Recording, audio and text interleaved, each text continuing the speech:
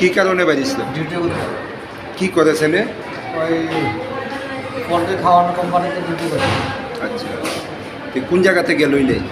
মনে কথা পরে আপনারা কি শুনছেন? শুনছি বাইরে থেকে তার অ্যাক্সিডেন্ট হয়েছে। আমি তাড়াতাড়ি যাইয়া দিচ্ছি, গাড়ি বাড়ি দিয়েছে, বাইক দিলে ওই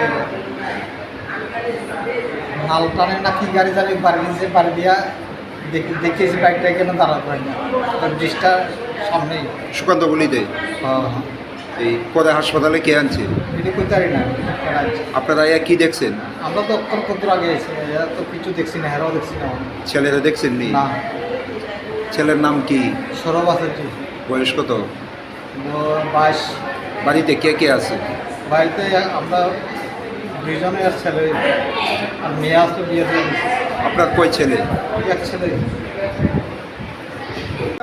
আমি বাড়িতে শেফুল ইসলাম হের মা ফোন করছে, দাদা ছেলে এমন অ্যাক্সিডেন্ট করছে, আমি একটু জীবিত আমি জীবিত আইলাম, দৌড়াইয়া অ্যাক্সিডেন্ট দাঁড়াইলাম, মনে হয় স্পটে কেন এখন ডিক্লেয়ার করছে।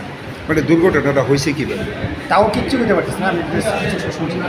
যতটুক জানা গেছে একটা গাড়ি ধাক্কা দিছে।